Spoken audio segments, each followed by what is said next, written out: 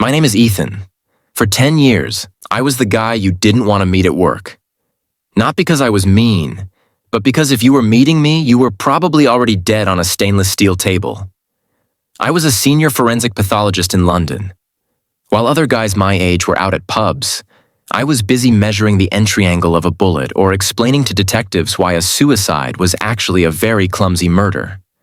My life was logic, caffeine, and the smell of formaldehyde. People called me the raccoon. My only escape was my younger sister, who had a pathological obsession with historical romance novels. She'd shove these books at me, usually about some ice prince and a tragic lover. I distinctly remember tossing her latest book onto my desk, something about a traitorous bodyguard, and muttering, "If this guy had half a brain and a basic understanding of blood spatter, he wouldn't be in this mess. What a waste of paper." Irony is a cruel mistress. An hour later, a pressurized gas canister in the lab leaked. No sound, just a faint shimmer in the air, a spark from a centrifuge, and then white heat. Pain bloomed like a supernova across my chest, and then total heavy darkness. When I opened my eyes, I expected a hospital ceiling. Instead, I saw gray, vaulted stone. The air didn't smell like antiseptic. It smelled like old wax, damp moss, and copper. Lots of copper. I tried to move, but my hand felt heavy. I looked down. My fingers were wrapped around the hilt of a heavy, ornate silver sword, and the blade was dripping. "No," I rasped. My voice sounded different, deeper, younger. I wasn't in my lab coat. I was wearing a stiff, midnight blue tunic with gold embroidery on the shoulders. My hands were different too, calloused from a sword, not stained by ink. I looked at the floor. A man in rich, emerald robes lay there. Lord Sterling, the king's chief advisor. His throat had been opened, and the pool of blood was still spreading across the white marble. Then, the heavy oak doors crashed open. "Sebastian Vale, drop the weapon!" I froze. Sebastian Vale. That was the name of the idiot bodyguard from my sister's book, the one who was framed for murder and executed in the very first chapter. My stomach dropped into my boots. "Oh, you've got to be kidding me," I muttered. A group of guards flooded the room, their spears leveled at my chest. And then, the crowd parted. He walked in like a winter storm made flesh. Prince Rowan Ashford. In the book, he was described as the ice of the North, a man who valued the law more than his own life. He was tall, unnecessarily tall, with eyes the color of a frozen lake and hair like spun silver tied back at his neck. He looked at the body of Lord Sterling, and then his gaze moved to me. It wasn't a look of anger. It was pure, freezing disgust. "Sebastian," he said, his voice low enough to vibrate in the stones beneath my feet. "I gave you my trust. I gave you a place at my side. And you pay the crown with regicide?" The guards moved to seize me. In the original story, this is where Sebastian would fall to his knees, cry, and beg for a mercy that never came. He would die 3 hours later on the gallows. Logic snapped into place. The Ethan in me, the CSI who had seen 1,000 crime scenes, took over. I didn't drop the sword. I stepped back, away from the body, keeping my hands visible but firm. "Stand back," I commanded. The guards hesitated, shocked by the sudden authority in a voice that used to be timid. I looked Rowan straight in those icy eyes. "Highness, if you arrest me now, you're letting Sterling's real killer escape. And frankly, your investigation skills are embarrassing." The room went dead silent. You could hear the torches flickering. Rowan's eyes narrowed until they were like shards of glass. He walked toward me, his hand on the hilt of his own gold-leafed rapier. "You dare mock the crown while standing in the blood of its advisor?" "I'm not mocking the crown," I said, my heart hammering but my brain clear. "I'm mocking the physics of this room. Look at his neck, Rowan." Rowan stopped. No one called him Rowan. It was always Your Highness or Prince. Look at the entry wound, I continued, pointing with my free hand. The cut starts behind the left ear and shallowly moves toward the chin. The killer was left-handed. I am right-handed. Furthermore, look at the spatter on the wall behind him. It's a fine mist, 6 feet high. That's arterial spray. If I had cut him, I'd be covered from head to toe. But look at my tunic. I held my arms out. There are only 3 drops on my right sleeve. These are transfer stains, not velocity stains. I didn't kill him. I found him, and someone splashed blood on my sword to make it look like I did. If you have any sense, you'll check the shoes of every servant who left this hall in the last 10 minutes. They'll have the mist on their boots. I, however, am clean. Rowan stared at me. For a long, agonizing minute, he didn't speak. He looked at the body. He looked at the wall. He looked at my clean tunic. He was a man who prided himself on being a brilliant tactician, and I had just dismantled his entire reality using words he didn't fully understand, but logic he couldn't deny. "Who taught you to see blood like that?" he asked, his voice losing a fraction of its frost. "I'm a bodyguard, Highness. I see how people get hurt for a living," I lied smoothly. "Now, are you going to hang a genius, or are you going to let me find the man who actually did this? Because the transfer blood on my sword is already drying, which means the killer is currently washing his hands in the East Wing." Rowan stepped closer. He was so close I could smell the sandalwood and cold rain on his cloak. He leaned down, his face inches from mine. "You were a gambler, Sebastian. A coward who couldn't look me in the eye yesterday. Now you stand here lecturing me on the physics of death? You've changed." I didn't flinch. Death has a way of sharpening the mind, Highness. "So, do we have a deal?" Rowan straightened up and looked at his captain of the guard. "Lock him in the North Tower, not the dungeon, the tower, and bring me the list of every servant on duty." He turned back to me, his gaze heavy and searching. "You have 24 hours, Sebastian Vale. If you cannot find a name to replace yours on that noose, I will pull the lever myself." "I'd expect nothing less," I said, giving him a sharp, disrespectful nod. "And, Highness, bring me some charcoal and a magnifying glass. We have some prints to lift." They marched me to the North Tower. It was a luxury compared to what the book described. I had a bed, a desk, and a window overlooking the London-esque city of Ethelgard. I sat on the edge of the bed and let out a breath I'd been holding for an eternity. "Sebastian, you idiot," I whispered to the empty room. "What kind of mess did you leave me?" I spent the next few hours sorting through Sebastian's memories. They were fuzzy, like a dream, but the facts were clear. The original Sebastian was a puppet. He had been bribed by someone to leave the advisor's door unguarded. He was supposed to be the fall guy. But the person who transmigrated into this body wasn't a puppet. I was a man who had spent his life proving the dead don't lie. A knock sounded at the door. I expected a guard with bread and water. Instead, the heavy bolt slid back, and Rowan entered alone. He wasn't wearing his formal cape anymore, just a white silk shirt, unbuttoned at the collar, and black breeches. He looked less like a prince and more like a predator. He threw a small velvet bag on the table. "Your charcoal and the glass lens you requested. Explain to me again. What exactly are we lifting?" I stood up, ignoring the way my heart did a weird little skip at the sight of him. "Fingerprints, Highness. Every person has unique ridges on their skin.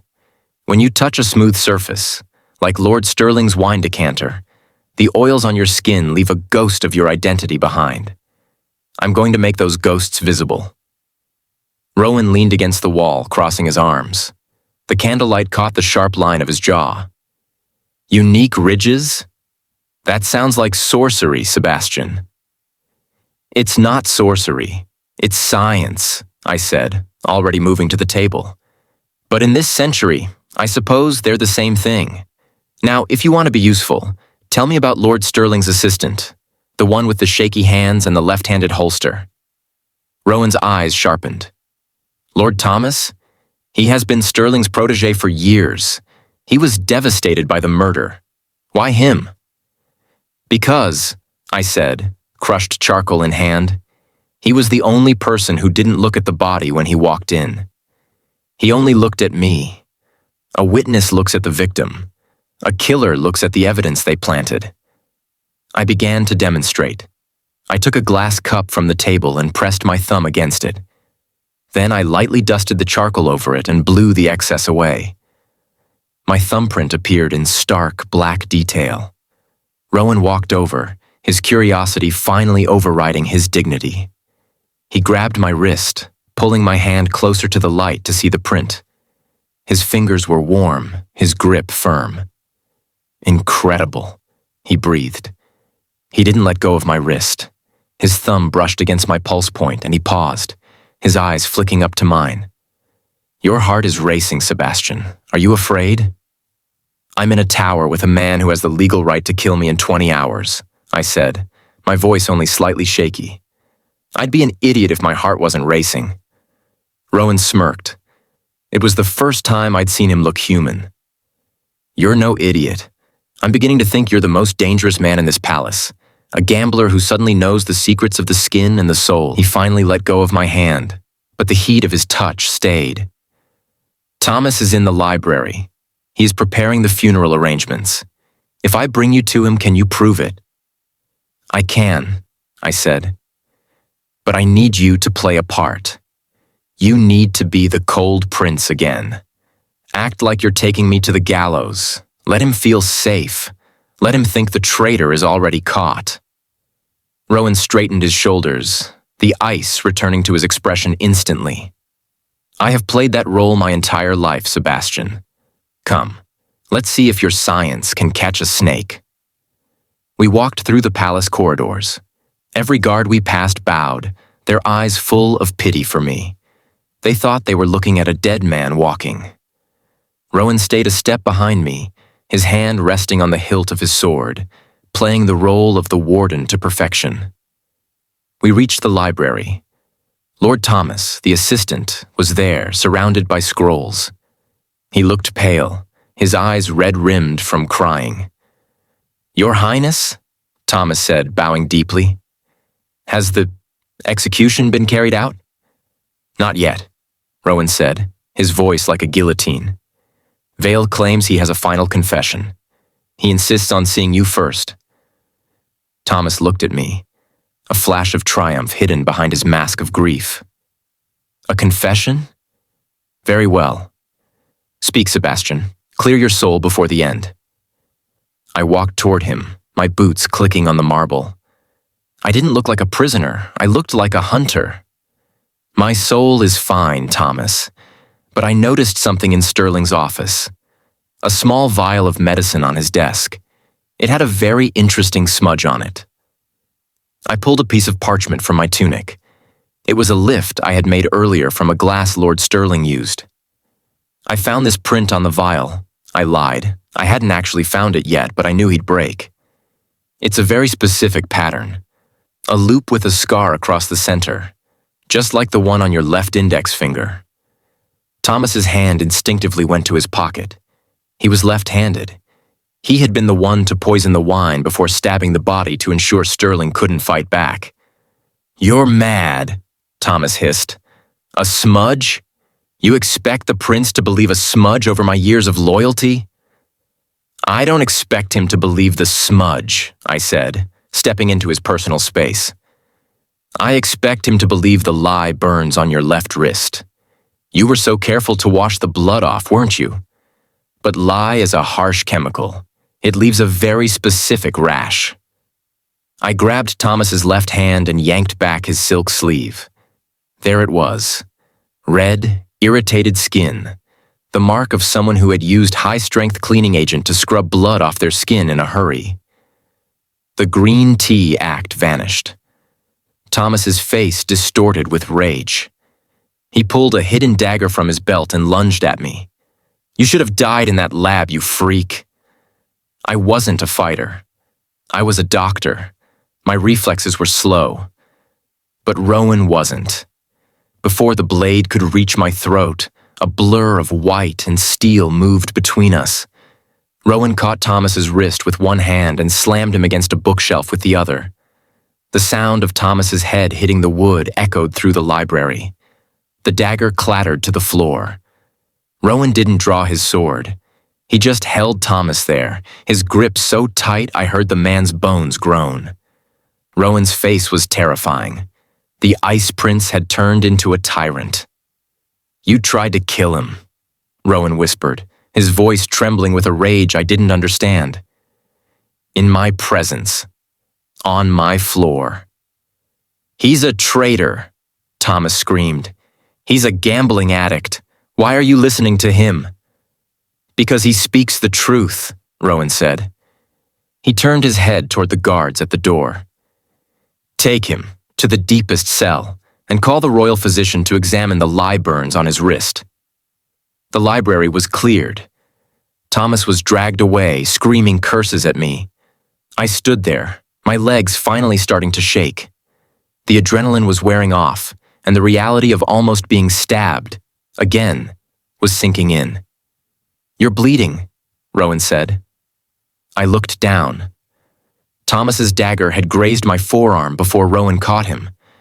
A thin line of red was staining my blue sleeve. It's a scratch, I said, trying to sound tough. I've had worse from paper cuts. Rowan didn't listen. He walked over, took my arm, and forced me to sit in one of the leather armchairs. He produced a clean linen handkerchief and began to wrap the wound. He did it with surprising gentleness, his large hands careful not to hurt me. You lied, he said, not looking up. Excuse me? The print on the parchment, Rowan said, his eyes meeting mine. It was blank. I saw it when you pulled it out. You bluffed him. I let out a weak laugh. Yeah, forensic psychology. Most criminals are arrogant. They think they're the only ones who can see the details. If you tell them you found their mark, they usually panic. It's more effective than a magnifying glass. Rowan finished tying the bandage. He didn't let go of my arm. He stayed kneeling in front of me, his gaze intense. Sebastian Vale would never have thought of that. He would have been halfway to the border by now. I told you, Highness, I've changed. No, Rowan said, standing up and looming over me. You haven't changed. You've been replaced. There's a fire in your eyes I've never seen, a sharp clinical coldness that matches my own. He reached out, his gloved hand tilting my chin up. I find myself intrigued, and that is a very dangerous thing for you. Why? I asked, my breath hitching. Because, Rowan whispered, leaning in until his forehead touched mine. I don't let go of things that intrigue me. You are no longer my bodyguard, Sebastian. You are my shadow inquisitor, and your life now belongs to me.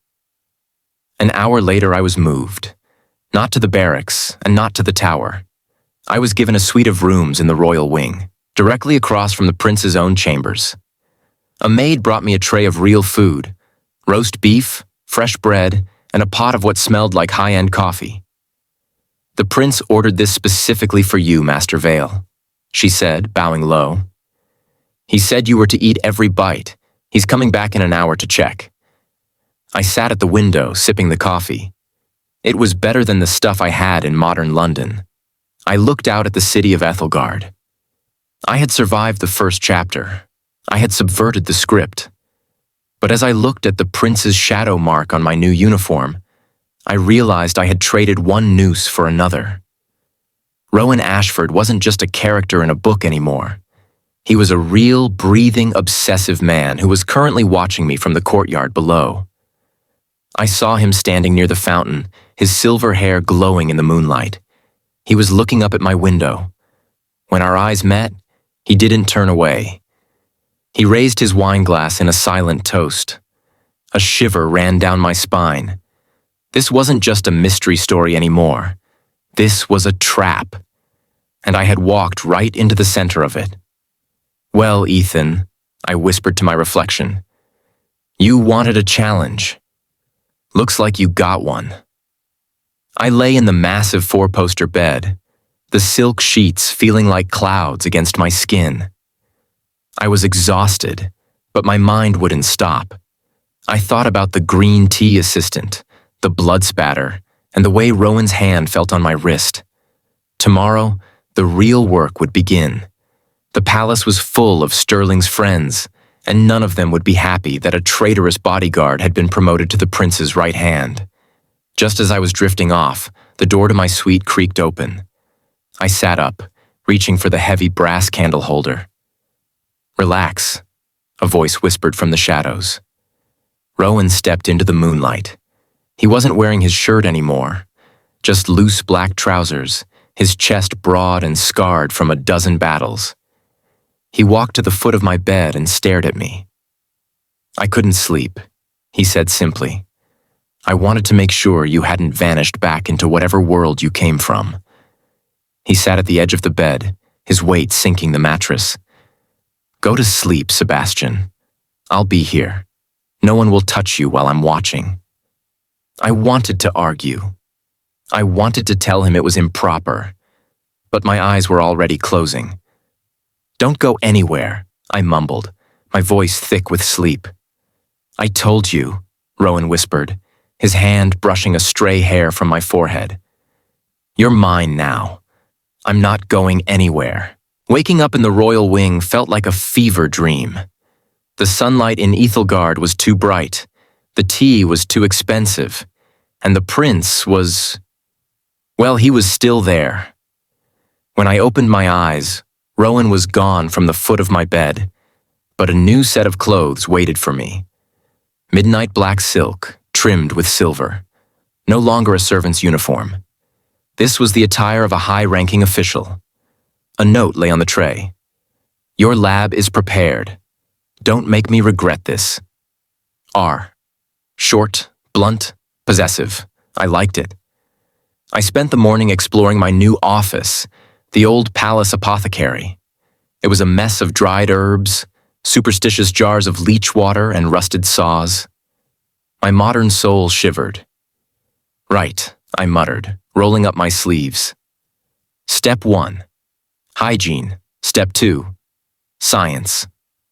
By noon, I had cleared half the junk. I was busy boiling glass jars to sterilize them when the door slammed open. Enter Lord Byron, the royal physician. In the book, he was the hero's best friend. Handsome, arrogant, and convinced that a bodyguard had no business touching case files. "What is this smell?"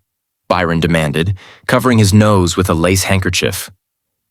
"Are you trying to cook the palace's medicine, or just pretending to be a scholar again, Vale?" I didn't look up from my glass jars. "It's called sterilization, Byron. It prevents the tiny monsters you call bad air from killing your patients. Though looking at your dirty fingernails, I'm surprised anyone survives your care." Byron turned a magnificent shade of purple. "You insolent. You were a common guard. You spent your nights in gambling dens. Now you speak of tiny monsters." I finally turned, resting a hip against the wooden table. "I've changed, Lord Byron. While you were busy bleeding patients for fever, I was studying the real causes of death. For example," I pointed to a tray of surgical tools on his belt. "If you use that scalpel on the Duke's leg without boiling it first, he'll be dead of sepsis by Tuesday. But please, feel free to ignore me. I'm just the insolent bodyguard." Rowan walked in at that exact moment, his presence immediately dropping the room's temperature. "Is there a problem, Lord Byron?" "Highness," Byron sputtered. "Vale is desecrating the medical wing. He claims he has science that supersedes my 20 years of training." Rowan looked at me, then at the sparkling clean jars. "Prove it," Rowan said to me.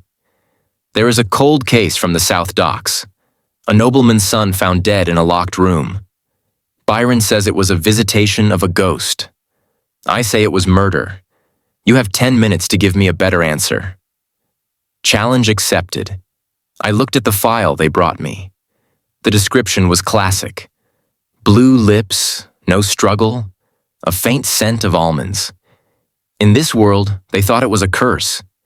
In my world, we called it Cyanide 101. I looked at the victim's personal effects, a small jar of snuff. Lord Byron, I said, did you test this powder? Byron scoffed. It is high-grade tobacco. The boy was a gentleman. It's high-grade poison, I corrected. I took a piece of silver wire from the shelf and dipped it into the powder, then added a drop of a reactive acid I'd distilled earlier. The silver turned a dark, sickly green. A ghost didn't kill him, I said, showing the green wire to Rowan. His business partner did. He knew the boy took 3 pinches of snuff every hour. It's a delayed-release poisoning, precise, clinical, and entirely invisible to anyone who still believes in bad air. The silence in the room was delicious. Byron was gaping like a fish. Rowan, however, took the silver wire from my hand, his fingers lingering on mine for a second too long. Seize the partner, Rowan ordered his guards. He then turned to Byron. It seems your 20 years of training are worth less than Sebastian's single morning of work. You are dismissed. Byron fled the room, his face burning with humiliation. Rowan stepped closer, pinning me against the lab table. He didn't look cold anymore. He looked hungry. Where did you learn this, Sebastian? Every time I think I've reached the end of your secrets, you open a new door. I told you, Highness. I'm a quick learner. Liar, Rowan whispered. He reached out and brushed a smudge of charcoal from my cheek. But I don't care where the knowledge came from, as long as you stay here, under my protection, under my eyes. The news of my scientific miracles spread through the palace like wildfire. Suddenly, I wasn't the traitor bodyguard anymore. I was the prince's oracle. But success brings new complications. A week later, Lord Julian, the second male lead from the original summary, arrived at the palace. He was a duke from the neighboring province, famously charming and extremely interested in new intelligence. I was in the courtyard, checking the soil patterns for a new case, when Julian approached. He was the opposite of Rowan, warm, smiling, and dangerously flirtatious. So, you're the famous Sebastian Vale, Julian said, leaning against a tree. I expected a stoic scholar, not someone with such a sharp tongue and an even sharper face. I wiped my hands on a cloth. And I expected a duke to be busy with his own borders, not bothering a humble investigator. Julian laughed, stepping closer. Humble? There's nothing humble about you, Sebastian. I've been looking for a private consultant for my estate. The pay is 3 times what Rowan gives you, and, he leaned in, his voice dropping, the company is much warmer. He reached out to tuck a stray hair behind my ear. What do you say? Come to the south with me. A shadow fell over us before I could respond. He isn't going anywhere, a voice snarled. Rowan was standing 5 feet away, his hand white-knuckled on his sword hilt. I'd never seen the Ice Prince look so unhinged. He walked between us, physically shoving Julian back. Lord Julian, Rowan said, his voice vibrating with suppressed rage. I believe your carriage is waiting. If you touch my Shadow Inquisitor again, I will consider it an act of war. Julian raised his hands in a mock surrender, a smirk still on his face. My apologies, Rowan. I didn't realize you were so attached. I'll see you at the masquerade ball, Sebastian. Save a dance for a man who knows how to appreciate a genius. As Julian walked away, Rowan turned to me. His eyes were dark, his breathing heavy. What did he say to you? Rowan demanded. He offered me a job, I said, enjoying the way Rowan's jaw ticked. He's very polite and rich. Rowan grabbed my shoulders, pulling me flush against his chest. I am the Crown Prince of Ethelgard. I can give you anything you want. Gold, titles, this entire palace if you ask for it. but you will never smile at that man again. Do you understand?" "Highness," I whispered, "you're being very dramatic for a man who used to hate me." "I never hated you," Rowan groaned, burying his face in the crook of my neck. "I was terrified of how much I wanted to lock you away where no one else could see you. And now that you've shown the world how brilliant you are, the fear is 1,000 times worse." He bit my neck. Not enough to break the skin, but enough to leave a mark. "You are mine, Sebastian, by law, by blood, and by my own hand." The next few days were a blur of preparation for the royal masquerade. It wasn't just a party, it was the trap. A new series of murders had begun. The White Rose killer was targeting young noblemen. Rowan insisted I attend, but not as a guard. "You will wear the Ashford colors," Rowan said, tossing a box onto my desk. Inside was a mask of pure silver and a suit of white velvet. "I'm an investigator, Rowan. I should be in the shadows, not on the dance floor." "You will be at my side," Rowan countered. "The killer targets those who appear vulnerable. If you are with me, you are the bait, and I will be the one holding the leash." "Possessive much?" I muttered, but I couldn't stop the grin from forming. This was the script of a romance novel, and I was finally starting to like the lead actor. The night of the ball arrived. I stood in front of the full-length mirror, and for a moment, I didn't see Sebastian the bodyguard or Ethan the doctor. I saw a man of power. The white velvet suit fit me like a second skin, and the silver mask highlighted the Sebastian eyes that were now full of Ethan's clinical confidence. I walked into the ballroom, and the music seemed to stumble. Whispers filled the hall. "Is that the Vale boy? He looks like a prince himself. I heard he solved the Sterling murder in 10 minutes. The face slap was complete. The people who used to spit on Sebastian were now bowing as I passed. I felt a hand slide around my waist. Rowan was there, dressed in midnight blue, his own mask making him look like a terrifying god of death. "You look distracting," Rowan whispered into my ear. "Good," I said, scanning the room with a doctor's eye. "I'm looking for the killer, Rowan. Look at the guests. See the man in the corner with the twitch in his left hand? He's been adjusting his gloves every 30 seconds. And the woman near the buffet. Her pupils are dilated despite the bright light. Someone is on drugs, and someone is hiding a weapon." We had to dance to keep up the appearance. Rowan led me to the center of the floor. He was a master of the waltz, but his eyes never left my face.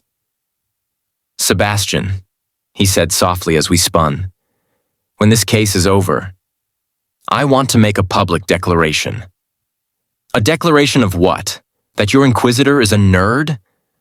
"A declaration that I intend to marry you," Rowan said. I tripped. Rowan caught me effortlessly, pulling me close so our chests touched. "You're a prince," I stammered. "You need an heir. You need a political alliance." "I need you," Rowan said, his voice absolute. "I've spent my life following scripts and laws, but you fell from the sky and rewrote my world. I don't care about the succession. I care about the man who bluffs with blank parchment and saves me from my own blindness." Before I could answer, a servant passed by, offering 2 glasses of champagne. My instinct screamed. The dilated pupils. The left-hand twitch. I looked at the servant's tray. There was a microscopic residue of white powder on the rim of the glass meant for Rowan. "Don't drink it," I shouted, yanking the glass from Rowan's hand. The ballroom went silent. I turned to the servant, but he was already running toward the terrace. Rowan didn't hesitate. He vaulted over a table, his sword drawn. I followed, my heart pounding. We reached the terrace just as the servant climbed the railing. He turned, his eyes wild. "You think you can change fate?" The man laughed. "The white rose will bloom on your grave, Prince." He jumped. By the time we looked over the edge, he was gone into the darkness of the palace gardens. "Are you hurt?" Rowan demanded, grabbing me. "I'm fine," I said, but then I felt it. A sharp sting on my hand. I looked down. The champagne glass I'd grabbed had shattered when I yanked it, and a small shard had cut my palm. The white powder, the poison. It was already in my bloodstream. My vision began to blur. The lights of the ballroom turned into spinning galaxies. Sebastian! Rowan's voice sounded like it was coming from underwater. I felt myself falling, but I didn't hit the stone. Strong, shaking arms caught me. "Stay with me," Rowan begged. "Sebastian, doctor, someone call a doctor." "I am the doctor," I rasped, trying to stay conscious. "Rowan, it's belladonna derivative. I need charcoal and salt." I passed out, but as the darkness took me, I felt something warm on my face. Tears. The Ice Prince was crying for a traitorous bodyguard. "If he dies," I heard Rowan's voice roar as I drifted away, "I will burn this entire city to find the man who did this. Do you hear me? I will be the monster you all fear." I woke up 2 days later. I wasn't in my suite. I was in Rowan's bed. The prince was sitting in a chair beside me, his eyes red and his silver hair a mess. He looked like he hadn't slept since I collapsed. When he saw me move, he let out a sound that was half sob, half laugh. He didn't speak. He just lunged forward and pulled me into a hug so tight I thought my ribs would crack. "If you ever do that again," Rowan whispered, his voice broken, "I will chain you to this bed. I will never let you leave this room." I thought the world was ending. "I'm too stubborn to die, Rowan," I said, my voice weak but snarky. "Besides, you still haven't taught me how to use that gold-leafed rapier." Rowan pulled back, his hands cupping my face.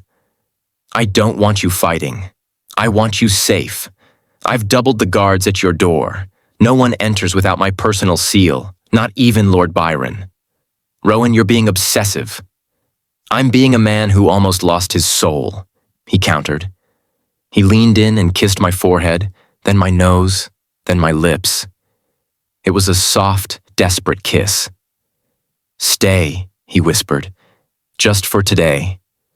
Let me remind myself that you're still breathing." I sighed, leaning into him. The shadow of the crown was growing darker, but here, in the prince's arms, the light was finally starting to show. Later that evening, while Rowan was in a council meeting, I looked at the broken glass from the ball. My hands were still shaky, but my brain was already working. The poison wasn't just belladonna. There was a trace of something else. I realized then that the White Rose killer wasn't a random madman. It was a coup, and Rowan was the target. I looked at the silver mask on the table. The original Sebastian would have been dead by now. But I was Ethan, and I had 10 years of solving murders in London behind me. "You want a war?" I whispered to the empty room. "Fine, but you're not just fighting a prince. You're fighting a man who knows exactly where to cut to make you bleed." The door creaked open. Rowan was back. He looked exhausted, but his eyes lit up the moment he saw me sitting up. "You should be resting," he scolded, though he was already walking over to tuck the blankets around me. "They say old habits die hard. For me, it was the habit of needing a clean workspace. 2 weeks after the White Rose attempt on Rowan's life, I had successfully turned the palace's dusty apothecary into a proto-modern forensic lab. I'd replaced the spirit jars with organized chemical reagents and the bloodletting bowls with calibrated measuring tools. Prince Rowan had become a permanent fixture in my lab. He didn't just visit. He hovered. He would sit by the window, ostensibly reading state papers. But every time I moved a beaker or sighed in frustration, I could feel those icy blue eyes tracking me. "You're doing it again," I said, not looking up from my microscope, which I'd made by stacking 3 high-quality reading lenses. "Doing what?" Rowan's voice was smooth, like velvet over steel. Protecting me from the air, I replied. I have 4 guards at the door, 2 at the window, and you sitting 3 feet away. I'm an investigator, Rowan, not a delicate piece of porcelain. Rowan stood up, the floorboards creaking under his boots. He walked over and stood directly behind me, his chest almost touching my back. The man who tried to poison you is still at large, Sebastian. Until I see his head on a pike, you are porcelain. Specifically, my porcelain. Your porcelain? I spun around on my stool, my face inches from his. I thought I was your shadow inquisitor. If you want a doll, go find a debutante. If you want this case solved, let me go to the South Docks to check the mineral warehouse. Rowan's jaw tightened. No, the docks are full of filth and criminals. And I'm a former bodyguard who knows how to handle a sword, remember? Rowan reached out, his hand sliding into my hair and pulling my head back slightly. It wasn't aggressive. It was a claim. You were a bodyguard who couldn't look me in the eye. Now you're a man who argues with a future king. I won't lose you to a dockside brawl because you're too stubborn to admit you're in danger. I'm not stubborn, I whispered, my heart doing that annoying thud. I'm efficient. You're mine, he corrected, then leaned in and kissed the corner of my mouth. And you're staying in the palace.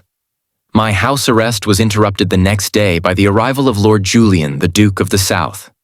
In the original book, Julian was a minor character, but here he had become a major problem for Rowan's blood pressure. Julian didn't care about palace protocol.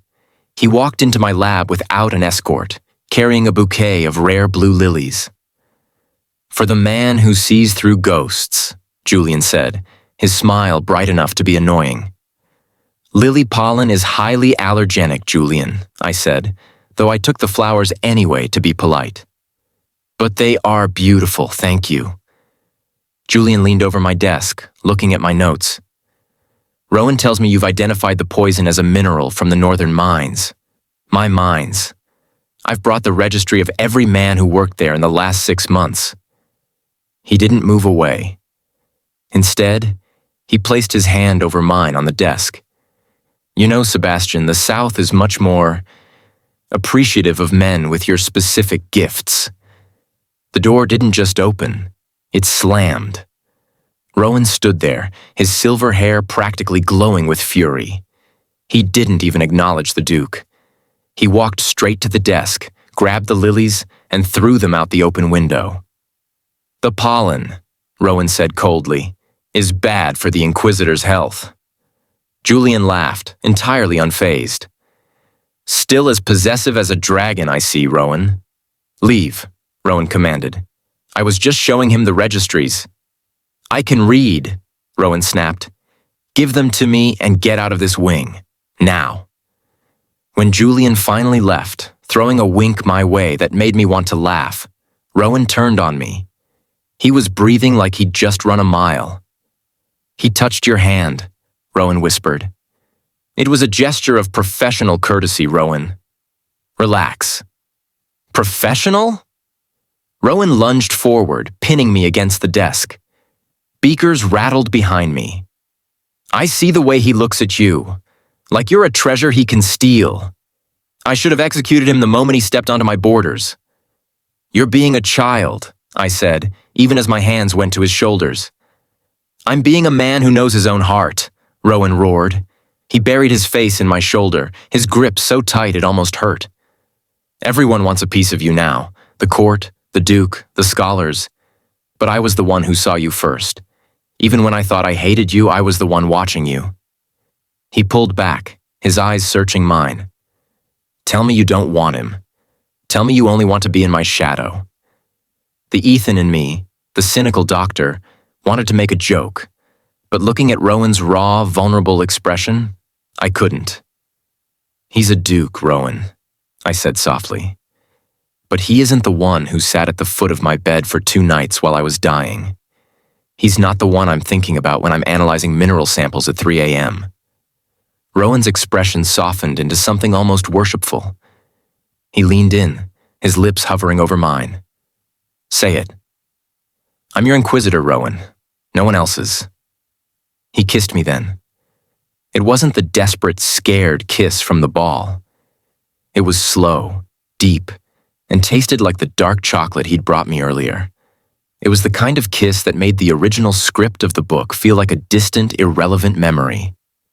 Work was my only salvation from Rowan's mounting obsession. I spent the next few days analyzing the mineral samples Julian had brought. Under my microscope, I found a microscopic trace of blue copper, a rare byproduct only created when the mineral is processed using a specific heat. "Rowan?" I called out, not looking away from the lens. He was there in a second. "What did you find?" "The White Rose Killer isn't just a miner. He's a refiner. Someone who has access to a blast furnace. And there's only one person in Ethelgard who owns a private refinery besides you and Julian." Rowan's face turned into stone. "My brother, Prince Cedric. The King's Shadow," I whispered. "The man who was never supposed to take the throne." Rowan looked out the window toward the royal palace. "If it's Cedric, the guards won't be enough. He has his own private army. Sebastian, you have to stay here. If he knows you found this, he'll target you directly."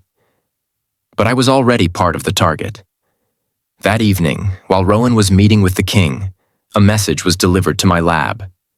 It was written in a perfect imitation of Rowan's handwriting. "Found a lead in the rose garden. Come quickly, bring your tools. R." Any other person would have fallen for it. But I was a forensics expert. I looked at the ink under my lens. It was fresh, too fresh. And the R had a slight upward flick that Rowan's signature didn't have. "Nice try, Cedric," I muttered. I didn't stay in the lab.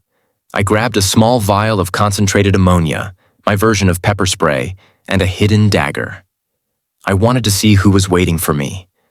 I crept into the garden, moving like the bodyguard I was supposed to be.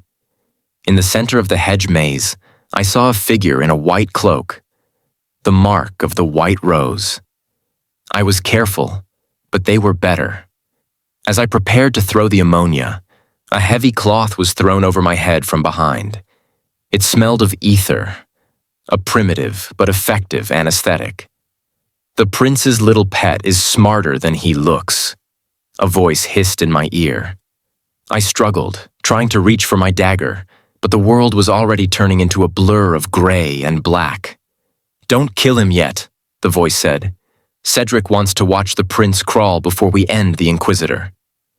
When I came to, I was tied to a wooden chair. My wrists were raw from the rope. The room was dark, smelling of oil and old metal. A refinery. A man stepped into the light. He looked like an older, meaner version of Rowan. Prince Cedric. "So," Cedric said, pacing around me. "The man who solved the impossible murder. Tell me, doctor, can your science calculate how long it takes for a prince to lose his mind when his heart is being cut out?" I didn't scream. I didn't beg. I looked at the ropes, then at Cedric's boots. "You have a stain on your left boot, Cedric. Red clay from the northern mines. You were at the site where the poison was refined. You're messy. You leave a trail of evidence like a wounded animal." Cedric stopped, his face contorting with rage. He backhanded me, my head snapping to the side. I tasted blood. "I don't care about your evidence," Cedric hissed. "By morning, Rowan will be dead, and I will be the only Ashford left." "I wouldn't count on that," I rasped, spitting blood at his feet. Suddenly, the heavy iron doors of the refinery exploded. Not a knock, an explosion. Rowan Ashford walked through the smoke, and for the first time, I understood why they called him the Ice of the North. He wasn't wearing his royal silk. He was in full black armor, his silver hair wild, his sword dripping with the blood of the guards outside. He didn't look at his brother. He only looked at me. "If you touch him again," Rowan said, his voice so quiet it was more terrifying than a scream, "I will not just kill you, Cedric. I will erase your name from every stone in this kingdom. I will make sure history forgets you ever breathed." Cedric laughed, pulling a sword to my throat. "One step closer, brother, and he dies." Rowan didn't stop. He walked forward, his eyes fixed on me. "Sebastian, do you trust me?" "With my life," I said. "Then duck." I threw my weight forward, the chair toppling over. At the same moment, Rowan threw his gold-leafed rapier. It whistled through the air, grazing my ear, and buried itself in Cedric's shoulder. The sword at my throat vanished as Cedric collapsed. The refinery became a battlefield. Rowan's elite guards flooded the room, but Rowan didn't join the fight. He was on his knees beside me, his hands shaking as he cut the ropes from my wrists. "You're bleeding," he choked out, seeing the mark on my face. I was too late. I was too late. "I'm fine, Rowan," I said, leaning my head against his armored shoulder. "I'm a doctor, remember? I've seen worse in a Tuesday morning autopsy." Rowan didn't care about my snark. He picked me up, literally carried me like a bride, and walked out of the burning refinery. "I'm never letting you out of my sight again," he whispered into my hair. "If I have to build a cage of gold around you, I will. You are the only truth I have left." The coup was over. Cedric was in the dungeon, and the White Rose conspiracy was dismantled. I was back in Rowan's bed, my face bandaged. The room was quiet, filled with the scent of the blue lilies Rowan had bought to replace the ones he'd thrown out the window. Rowan was sitting on the edge of the bed, holding a bowl of warm soup. "Eat," he said, holding a spoon to my lips. "I can feed myself, Rowan." "No, you've spent your energy saving my kingdom. Now let me save you from hunger." I sighed and took the bite. "You know, the court is already talking. They're saying the prince has been tamed by his inquisitor." Rowan smirked, a dangerous, beautiful look. "They're wrong. I haven't been tamed. I've just found the only thing worth protecting." He set the bowl down and crawled onto the bed, looming over me. He took my hands, the hands that had used charcoal to catch a killer, and kissed each knuckle. "Sebastian," he said, his voice heavy with emotion. "I know you're from somewhere else. I see it in your eyes, in the words you use, in the way you look at the world." I froze. He knew? "I don't care who you were before," Rowan continued, "or what Ethan did in that other world. I only care about the man who is here now, the man who rewrote my laws and saved my life." He leaned down, his forehead resting against mine. "If you ever try to go back, if you ever try to leave me, I will find a way to follow you. I will bridge the worlds just to bring you back to my side." "I'm not going anywhere, Rowan," I whispered, pulling him down into a real kiss. But as we lay there, the shadows of the palace seemed to linger. I thought about the last thing Cedric had said before he was dragged away. "The rose was just the beginning, brother. The king has his own secrets. Secrets that even a doctor can't handle." I looked at Rowan, his silver hair spread across the pillow, his eyes finally closed in sleep. I was Ethan, a man of science, and I knew that every mystery had a solution. But as I felt Rowan's arm tighten around my waist in his sleep, a protective, obsessive grip that never let go, I realized that the greatest mystery was how I had fallen in love with the very script I had mocked. The next morning, the palace was different. The green tea physician, Lord Byron, had resigned in shame. The guards at my door didn't look at me with pity. They looked at me with awe. I walked to my lab, Rowan following 2 paces behind, his hand resting on the small of my back. "Ready for work, Shadow Inquisitor?" he asked. I looked at the new case file on my desk. "Ready, Highness," I said, putting on my silver mask. "And Sebastian?" "Yes?" Rowan leaned in, whispering in my ear so the guards couldn't hear. "Don't forget, you still owe me that dance from the ball, a private one, in my chambers, tonight." I flushed, the heat rising to my ears. "We have a murder to solve, Rowan." "The dead can wait," the prince said, his eyes dark with obsession. "I've waited my whole life for you. I'm not waiting another hour." I laughed, grabbing my magnifying glass. "Fine, but if the handwriting on this case file is messy, I'm docking your reward points." "I'll practice my calligraphy," Rowan promised, "if it means I get to keep you." The air in the king's bedchamber was thick with the smell of incense and impending death. King Ethelred, Rowan's father, lay pale against the gold-threaded pillows. The royal physicians, including a very nervous Lord Byron who had been reinstated just for this impossible task, were whispering in the corner about unbalanced humors. I stepped through the heavy velvet curtains, my silver inquisitor's mask glinting. Rowan was at the bedside, his face a mask of grief and iron. "He hasn't woken in 3 days, Rowan said, his voice sandpaper rough. "Byron says it's a natural decline, but the king is only 50. My logic says otherwise." "Your logic is correct, Rowan," I said, snapping on a pair of thin leather gloves I'd treated with wax to act as surgical barriers. "Move aside. Let a professional look at the evidence." The court erupted in gasps. "You would touch the king's person?" a high-ranking duke shouted. "You are a commoner, a former criminal." I didn't even look at him. "I am the man currently standing between your king and a coffin. Silence or leave." I began my examination. I didn't look at humors. I looked at the king's eyes, pinpoint pupils. I looked at his fingernails, a slight blue tint. Then I leaned in and smelled his breath. "Lord Byron," I said, my voice echoing in the silent room. "What did you feed the king for his heart tonic?" "Digitalis and honey," Byron stammered, "as is tradition." "Then you've been murdering him," I said flatly.